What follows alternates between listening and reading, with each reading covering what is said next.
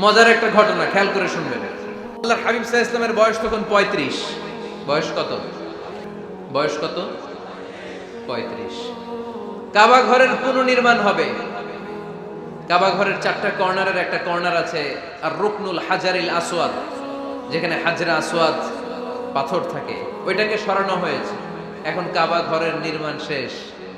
ওই হাজরা আসওয়াদ পাথর নিয়ে এটার কর্নারের মধ্যে সেট করা হবে। কিন্তু কে রাখবে? কারণ হাজরা আসওয়াদ তো যেন তেন পাথর নয়, জান্নাতি পাথর। কিয়ামতের দিন এই পাথরের ভেতরে আল্লাহ একটা জিহ্বা দিবে, 2টা চোখ দিবে। এই পাথর বলবে, আল্লাহ এই লোকগুলো আমারে চুমু দিয়েছিল, এর উসিলায় আজকে তুমি তার জান্নাতে ঢুকায় দাও। এটা অনেক সম্মানিত পাথর, এই পাথরকে বহন করাটাও সম্মানিত। 4 দলের মক্কার 4 নেতা বলে, এই সম্মান আমরা হাতছাড়া করতে চাই না, কেউ এই পাথরে হাত দিতে পারবে না। এক নেতা কয়, আমি নিব, আমি নিয়ে এটা কাবা করে রাখবো। দ্বিতীয় নেতা বলে, না, এই পাথর আমি অন্য কাউরে দেব না, এটা অনেক সম্মানের, অনেক প্রেস্টিজিয়াস ইস্যু, আমি এই পাথরটা হাতে নিয়ে কাবা ঘরে রাখবো। তৃতীয় নেতা বলে, না, রক্তের গঙ্গা বইয়ে দেব, কিন্তু এই পাথর কাউরে দেব না। চতুর্থ নেতা বলে, না, আমি নেব। কিলাকিলি আছে না নাই? পাথর কয়টা? নেতা কয়জন? 4 জন। কিভাবে এই সম্মানিত পাথর নিয়ে সেট করবে? কেউ মীমাংসায় যেতে পারে না। এক মুরব্বী বলে, থাক, আজকের জন্য এখানেই সবার মুলতবি, আগামী দিনে এই মসজিদুল হারামের দরজা দিয়ে প্রথম যে ঢুকবে সে সিদ্ধান্ত দিবে। আল্লাহর মেহেরবানি, এর পরের দিন এই পথ দিয়ে ছুটে এসেছে বিশ্বনবী মুহাম্মদ। সুবহানাল্লাহ পড়বেন না? সুবহানাল্লাহ পড়েন আওয়াজ করে। কামলিওয়ালা নবী প্রথম আসলেন, সবাই খুশি, জামিন রাদিনা বি। আরে আলামিন আসছে, আলামিন আসছে। সবাই বিশ্বনবীকে বললেন, এই এই ঘটনা। কেউ তো পাথর ছাড়তে চায় না। পাথর হইল একটা, নেতা কয়টা? এখন কে এই পাথর নিয়ে রাখবে? এই নিয়ে মারামারি। আল্লাহর হাবিব সাল্লাল্লাহু আলাইহি ওয়াসাল্লাম বললেন, তাই হালুম্মা ইলাইয়া সাউবান, একটা কাপড় নিয়ে আসো, আমি এখনই সলিউশন করে দিচ্ছি। সুবহানাল্লাহ নাই? কাপড় নিয়ে আসা হলো। বিশ্বনবী বললেন, কই পাথর? সবাই বলল, এই পাথর। আল্লাহর হাবিব সাল্লাল্লাহু আলাইহি ওয়াসাল্লাম মোবারক হাত দিয়ে পাথরটা তুললেন। 4 নেতারে বললেন, ও 4 নেতা, কাপড়ের 4 কর্নারে তোমরা ধরো। 4 নেতা কাপড়ের 4 কর্নারের মধ্যে ধরলো। বিশ্বনবী নিজ হাতে পাথরটা নিয়ে কাপড়ের মাঝখানে রেখে দিলেন। এবার বিশ্বনবী আগে আগে যায়। 4 নেতারে বললেন, 4 কর্নার ধরে পাথরটারে নিয়ে আমার পেছনে পেছনে আসো। কাবার কাছে যে বিশ্বনবী আবার নিজ হাতে পাথরটা তুললেন, আবার নিজ হাতে কাবার ভেতরে রেখে দিলেন। পড়েন সুবহানাল্লাহ। সম্মান আসলে 4 নেতার দিকে যায় নাই, সম্মান গিয়েছে বিশ্বনবীর দিকে। এতক্ষণ কাউরে দিবে না, এখন কেউই ধরতে পারে নাই, তারপরেও খুশি। সুবহানাল্লাহ কইবেন না? প্রথমে যে হাজরা আসওয়াদ পাথর ধরছে কে? বিশ্বনবী। কাপড়ে রাখছে কে? বিশ্বনবী। আবার কাপড় থেকে উঠিয়ে হাজরা আসওয়াদের পাথরটারে কাবার ভেতরে ঢুকাইছে কে? সুবহানাল্লাহ কইবেন না?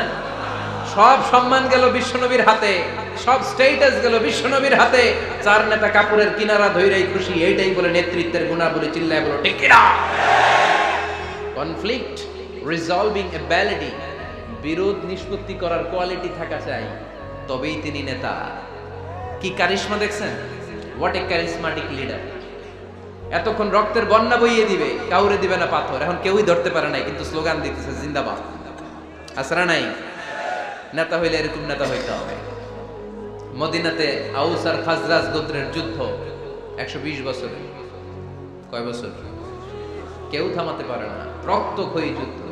আল্লাহর হাবিব সাল্লাল্লাহু আলাইহি ওয়াসাল্লাম মক্কা থেকে মদিনায় এসে 7 দিনের ব্যবধানে 120 বছরের যুদ্ধ থামাইয়ে দিলেন। এতদিন এই গোত্রের লোকের সাথে এই গোত্রের কোনো বিয়ে নাই, এই গোত্রের লোকের সাথে এই গোত্রের কোনো অর্থনৈতিক লেনদেন নাই। বিশ্বনবী যখন আউস খাজরাজের যুদ্ধ থামিয়ে দিলেন, মদিনাতে আনন্দের ধুম পড়ে গেল, নতুন নতুন উৎসবের ধুম পড়ে গেল। সব ভাই ভাই। নেতা হইলে এরকম নেতা হইতে হবে, কোনো মারামারি থাকতে পারবে না সমাজে। চিল্লায় কোন ঠিক কিনা? নেতা আসলেই সমাধান, নেতা আসলেই। সহিহ বুখারীতে একটা কিতাব আছে, কিতাবুস সুলহ, মীমাংসার অধ্যায়। একটা বাব আছে, বাবু কওলিল ইমামি লি আসহাবিহি ইযহাবু বিনা নুসলিহ বাইনাহুম। ইমাম সাহেবের এই কথা যে আমাদেরকে নিয়ে চলো, আমরা মিলাইয়ে দেব, এটা আল্লাহ রাসূল সাল্লাল্লাহু আলাইহি ওয়াসাল্লামের একটা বিখ্যাত ডায়ালগ। ডায়ালগটা কি খেয়াল করে শুনেন। যুদ্ধ, মারামারি আর ঝগড়া শুনলেই আল্লাহ রাসূল সাল্লাল্লাহু আলাইহি ওয়াসাল্লাম বলতেন, ইযহাবু বিনা নুসলিহ বাইনাহুম। আরে আমরা আছি, আম করে নিয়ে যাও না, আমরা মিলাই দিব। মারামারি দেখলে বিশ্বনবী মিলাই দিতেন। আল্লাহর হাবিব সাল্লাল্লাহু আলাইহি ওয়াসাল্লাম বলতেন, আলা উখবিরুকুম বিআফদালি দারাজাতিন মিনাস সালাতি ওয়াস সিয়ামি ওয়ান নুসুক, রোজা, নামাজ, সালাতের চেয়ে বড় একটা সওয়াবের কাজ আছে, ওটা কি আমি তোমাদের বলবো না? সাহাবারা বললেন, সেটা আবার কি? বিশ্বনবী বললেন, ইসলাহু যাতিল বাইন, দুইজন ঝগড়া করতেছে, তুমি ঝগড়া না লাগায় দিয়ে মিলাই দিবা, এর চেয়ে ভালো কাজ হয় না। জোরে কোন ঠিক কিনা? সবচেয়ে শ্রেষ্ঠ কাজ। নোয়াখালীতে আগুন লাগলে আপনারা কি দিয়ে নিবা? কি দিদায়? পানি। অনেকে ওই জায়গায় তেল ডালে। জ্বলতেছে কি? আগুন। আগুন নিবানোর জন্য ঢালবেন কি? অনেকে ঢালে কি? তেল। আহা, না, আপনি থামায় দিবেন, মিলাই দিবেন। আপনার জন্য ভালো জিনিস মিলাই দিবে কে? 7 নাম্বার, ফারসাইটেডনেস, দূরদৃষ্টিতা, ভিশনারি অ্যাটিটিউড, ফিউচারিস্টিক। নেতা অনেক দূর দেখতে পায়, তিনি দূরদর্শী। কর্মী যত দূর দেখে, নেতাও যদি তত দূর দেখে, দেশ চলবে? কথা বলেন। কর্মী যদি দেখে 500 মিটার, নেতার দেখতে হবে কয় মিটার? 1000 মিটার। কর্মী যদি দেখতে পায় 1000 মিটার, নেতার দেখতে হবে কয় হাজার মিটার? 2000 মিটার। কারণ নেতা হবে ফিউচারিস্টিক, ভিশনারি, স্বপ্নবাজ, স্বপ্নচারী। নেতাকে স্বপ্ন দেখতে হয়, ওই স্বপ্ন জাতিকে দেখাতে হয়। চিল্লায় বলেন ঠিক কিনা? মানুষ তার স্বপ্নের সমান বড়। আপনি কত বড় আপনার স্বপ্ন শুনলে বোঝা যাবে। স্বপ্ন সেটা না যেটা মানুষ ঘুমিয়ে ঘুমিয়ে দেখে, স্বপ্ন সেটা যেটা অর্জনের আকাঙ্ক্ষা মানুষকে ঘুমাতে দেয় না। আল্লাহর হাবিব সাল্লাল্লাহু আলাইহি ওয়াসাল্লাম স্বপ্ন দেখিয়েছেন সাহাবাদেরকে, বিশ্ব বিজয়ের স্বপ্ন, ইসলামকে বিজয়ী শক্তি হিসেবে দেখার স্বপ্ন। চিল্লায় বলেন ঠিক কিনা? আল্লাহর হাবিব বলতেন, ইন্নাল্লাহা জাওয়ালি আল আরদা ফারাআইতু মাশারিকাহা ওয়া মাগারিবাহা। আল্লাহ তাআলা গোটা বিশ্বটাকে ছোট্ট করে আমার সামনে দেখিয়েছে। আমি ফুটবলের সাইজের এই পৃথিবীর প্রাচ্য পাশ্চাত্য, ডানে বায়ে সামনে পেছনে সবটাই দেখেছি। ওয়া ইন্না মুলকা উম্মতি সায়াবলুগু মা জুবিয়ালি। যত দূর আল্লাহ আমারে দেখিয়েছে, তত জায়গায় লা ইলাহার পতাকা পথ করে একদিন উড়বে। কোন একদিন এদেশের আকাশে কালিমার পতাকা উড়বে।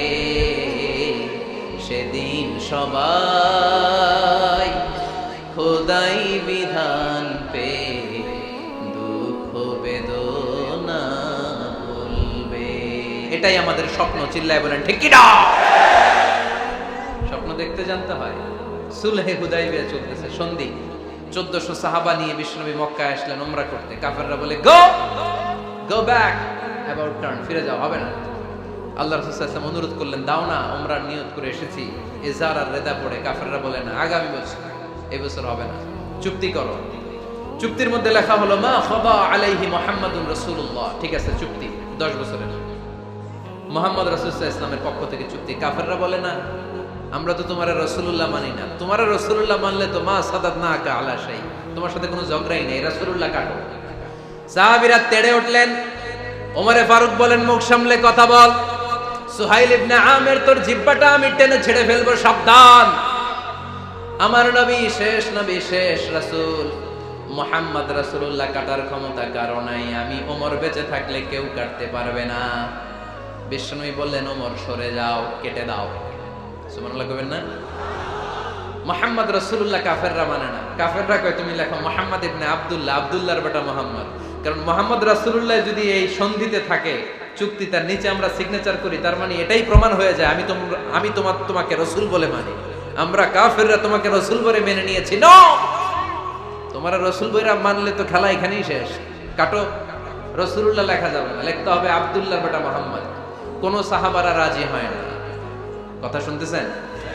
সাহাবারা বলে, রক্তক্ষয়ী যুদ্ধ হবে, আমার নবীর নামের পরে রাসূলুল্লাহ লিখতেই হবে। বিশ্বনবী বললেন, কেটে দাও। কারণ সাহাবারা দেখতেছে এতটুকু, বিশ্বনবী দেখে অতটুকু। বিশ্বনবী অন্য প্ল্যানে আগাচ্ছেন। বিশ্বনবী ভাবলেন, 10 বছরের যুদ্ধ বিরতি যদি হয়ে যায়, আমি আমার লোকদেরকে ঠিক করব। আমি তারবিয়া, তালিম, তাহজিব, তামাদ্দুন দিয়ে মদিনাটাকে একটা কল্যাণ রাষ্ট্রে পরিণত করব। আমি আমার ফোর্সকে সাজাবো, আমি আমার সাহাবাদেরকে প্রশিক্ষিত করব। এই 10 বছরের ব্যবধানে আমি গোটা বিশ্বকে ঝাঁকি মেরে কাঁপিয়ে নেব। কিন্তু সাহাবারা পড়ে আছে রাসূলুল্লাহর মধ্যে। সাহাবারা পরে আছে কই?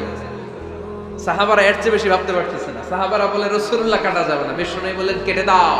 তার মানে নেতা কর্মী যদি দেখে 500 মিটার, নেতার দেখতে হবে 1000 মিটার। চিল্লায় বলেন ঠিক কি না? নেতার 9 নাম্বার গুণাবলী, a leader should be very strategic.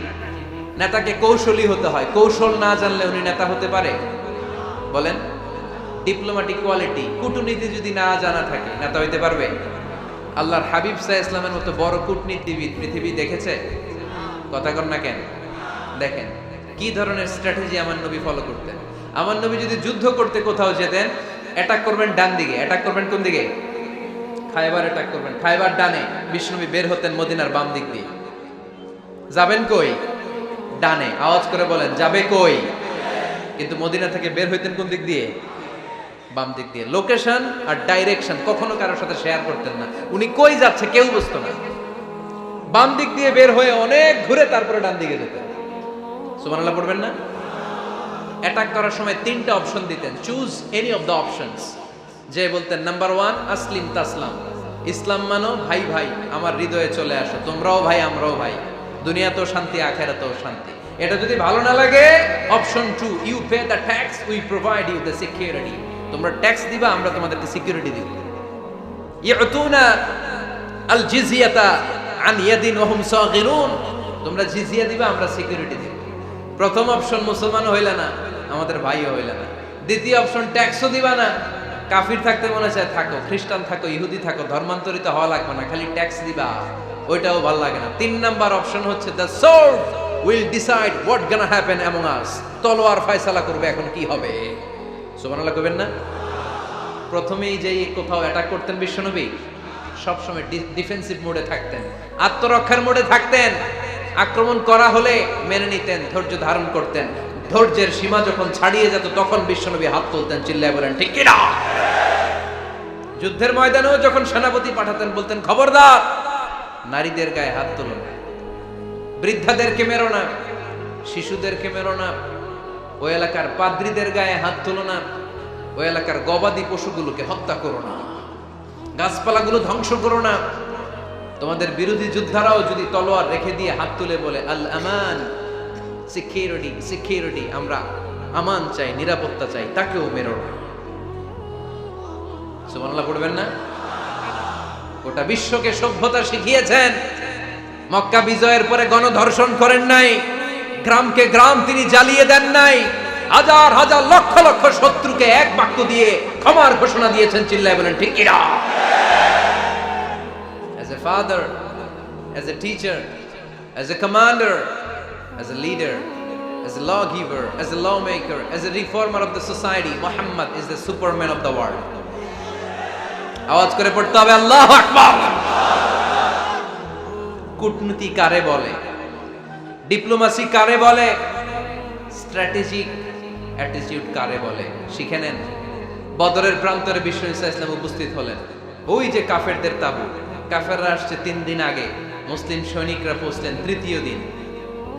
এসে বিষ্ণু ঈসা ইসলাম সবাইকে বললেন কত হতে পারে কাফের, কেউ বলতে পারে না।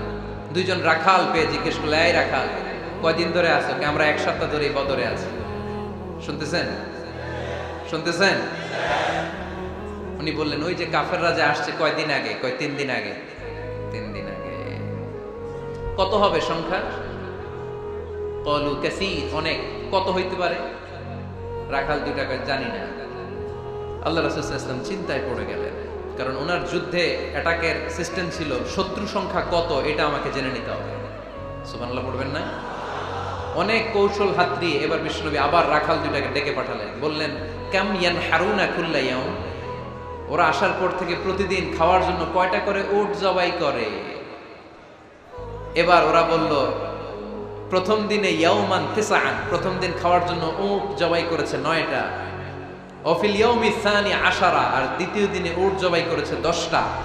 বিশ্বনবী বললেন তাই ইদান আল কওমু মা বাইনা 900 ওয়াল আলফ, তাহলে কাফেররা 900 থেকে 1000 এর মধ্যে হবে। কত ছিল কাফেরের সংখ্যা? বদরের যুদ্ধে কাফেরের সংখ্যা ছিল কত? 1000। কিভাবে নমুনা দেখে আলামত সংগ্রহ করতেন? ওরা কয়টা উট জবাই করেছে, 2 দিনে প্রথম দিন 9টা, দ্বিতীয় দিন 10টা। বিশ্বনবী হিসাব মিলাই ফেললেন যোগ বিয়োগ দিয়ে, কাফেরের সংখ্যা 900 থেকে 1000-এর মধ্যে হবে। হিসেব করে দেখা গেল 1000 সৈনিক এসেছিল সেই বদরের যুদ্ধে। চিল্লায় বলো আল্লাহু আকবার। স্ট্র্যাটেজি জানতে হয় না, তাকে কৌশল জানতে হয়। সর্বশেষ নেতার যে গুণ, এটা বলে শেষ করব, সাকসেশন ম্যানেজমেন্ট। নেতা ভালো নেতা বানায়া যায়, ঠিক কিনা? A good leader produces a good leader. একজন ভালো নেতা তখনই ভালো নেতা যখন সে নতুন করে ভালো নেতা তৈরি করে দিয়ে যায়, ঠিক কিনা? সে যদি নতুন নেতৃত্ব তৈরি করে দিয়ে না যায়, সমাজ চলবে? চলবে? এটাকে বলে দি সাকসেশন ম্যানেজমেন্ট। আল্লাহ রাসূল সাল্লাল্লাহু আলাইহি ওয়াসাল্লাম ভালো সাকসেসর রেখে গিয়েছিলেন, এমন কিছু যোগ্য নেতৃত্ব তৈরি করে গিয়েছিলেন, উনার পরে টানা 30 বছর নেতৃত্ব নিয়ে মুসলিম উম্মাহকে 1 সেকেন্ডও ভাবা লাগে না। চিল্লায় বলো মুসলমান, ঠিক কিনা? ভালো নেতা বানায়। নেতা খালি নেতৃত্ব দেয়, উনি কোনো নেতা বানায় নাই। এটা কি নেতা? কথা বলেন। এবার উত্তর দেন। আমার নবী ইন্তেকালের আগেই যোগ্য নেতৃত্ব তৈরি করে রেখে গিয়েছিলেন কি জান নাই? কাকে রেখে গেছেন? আবু বকর। আরহামু উম্মতি বি উম্মতি আবু বকর, এই উম্মতের সবচেয়ে রহমদিল। আর কারে রেখে গিয়েছেন? ওমর। আশাদ্দুহুম ফি আমরিল্লাহি ওমর। আল্লাহর জমিনে আল্লাহর দ্বীন বাস্তবায়নে সবচেয়ে কঠোর ছিল ওমর। ওনার ক্যারেক্টারিস্টিক এমন ছিল, কথার আগে হাত চলতো। জোরে কোন ঠিক কিনা? আল্লাহর হাবিব সাল্লাল্লাহু আলাইহি ওয়াসাল্লাম বলতেন, লা নাবিয়্যা বা'দি ওয়ালা রাসূলা। আমার পরে নবীও নাই, রাসূলও নাই, তবে লাউ কানা বা'দি লাকানা ওমর। আমার পরে যদি নবী হওয়ার যোগ্যতা কারো থাকে, আমার ওমরের সেই যোগ্যতা আছে। প্রভু তুমি বলেছো রাসূল দেবে না, বলনি দেবে না ওমর, বলনি দেবে না হামজা তারি, খালিদ বিজয় সমর। প্রভু তুমি বলেছো রাসূল দেবে না, বলনি দেবে না ওমর, বলনি দেবে না হামজা তারি, খালিদ বিজয় সমর। প্রভু তুমি বলেছো রাসূল দেবে না।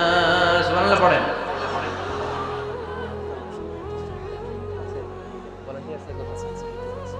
এই উঠতেছেন কেন? হ্যাঁ, উঠলেন কেন? এই 2 ঘন্টা ওয়াজ শোনার পরে শেষ বেলায় আপনারা উঠে যাবেন না? বিশৃঙ্খলা আমি দেখতে চাই না। একটা লোক প্যান্ডেলে আওয়াজও করবে না, উঠতেও পারবে না। আমার নবী নিজেও ছিলেন শ্রেষ্ঠ নেতা, রেখেও গিয়েছেন শ্রেষ্ঠ নেতা। চিল্লায় বলেন ঠিক কিনা? সাইয়েদনা আবু বকর, সাইয়েদনা ওমর ফারুক, উসমান যুন্নুরাইন, আলী রাদিয়াল্লাহু তাআলা আনহু যোগ্য নেতৃত্ব হাতে কলমে প্রশিক্ষিত করে ওনাদেরকে রেখে গিয়েছেন। তাই মুসলিম উম্মার আর নেতৃত্বের সংকটে পড়া লাগে না। জোরে কোন ঠিক কিনা? জি। তো এইজন্য আমরা চাই আমাদের একটা সেন্ট্রাল লিডারশিপ থাকুক, কেন্দ্রীয় নেতৃত্ব, যেই নেতাদের নেতৃত্বে আমরা সামনের দিকে যাব। যে 10টা পয়েন্টস আমরা শুনলাম, আমাদের সব নেতাদের এই গুণগুলো থাকার দরকার আছে না নাই? এই গুণগুলো আমলে নিয়ে মুসলিম উম্মার এই নেতৃত্বের সংকট যেন আমরা কাটিয়ে তুলতে পারি। আল্লাহ তুমি তৌফিক দান করো, আমরা পড়ি আমিন। এখানে বিশাল একটা প্রতিষ্ঠান আছে। এই বিশাল প্রোগ্রাম থেকে শুরু করে অনেক খরচ ওনাদের হয়েছে। স্বেচ্ছাসেবক ভাইয়েরা তাদের সময় মাত্র 2 মিনিট। এই 2 মিনিটে প্যাকেট নিয়ে আপনাদের সামনে যাবে। যার যতটুকু সুযোগ হয়, আমরা কেউ বাদ যাব না। এই প্রোগ্রামের জন্য এবং এই বিশাল মাদ্রাসার জন্য আমরা মুক্ত হস্তে দান করে যাব। এই উঠতেছেন কেন? উঠলেন কারা কারা? এদিকে তাকান, যারা উঠছেন এদিকে তাকান, দেখি তাকান তাকান। আমরা দোয়া ছাড়া কেউ যাব না। যাবেন? ভদ্র, নোয়াখালীর ছেলেরা অনেক ভদ্র। বসেন। সুন্দর সুন্দর ঘোষণা আছে কয়েকটা, সুন্দর সুন্দর ঘোষণা। এতক্ষণ তো প্লে কার্ড দেখাইছো, উই লাভ আজহারি। এখন উঠলে হবে? কতটুকু লাভ করো আজহারিরা দেখো। বসো, একটা উঠতে পারবো না। আমার ভাই রফিকুল্লাহ আফসারি ভাইয়ের অসাধারণ কিছু বই আছে, অনেকে খুঁজে কোত্থেকে পাবে। আজকে এখানে আছে, যাদের দরকার আপনারা নিয়ে যাবেন। আমি নিজেও ওনার একজন ভক্ত, ওনার লেখার ভক্ত। আমি নিজেও ওনার লেখার পাঠক। অসাধারণ লিখেন। কি যেন একটা দেখলাম, নানা আলেম নানা মতে, আমি যাব কোন পথে? আলেমরা নানান মতে, পাবলিক যাবে কোন পথে? তো সুন্দর সুন্দর বই আছে, এগুলো আপনারা নিয়ে যাবেন। স্টেজে উপস্থিত আছেন নোয়াখালী জেলার এডিশনাল এসপি, কই উনি? আপনি? মাশাআল্লাহ মাশাআল্লাহ, কাজী মোহাম্মদ আব্দুর রহিম ভাই না? আলহামদুলিল্লাহ, আপনাদের এই জেলার এডিশনাল এসপি সাহেব আছেন।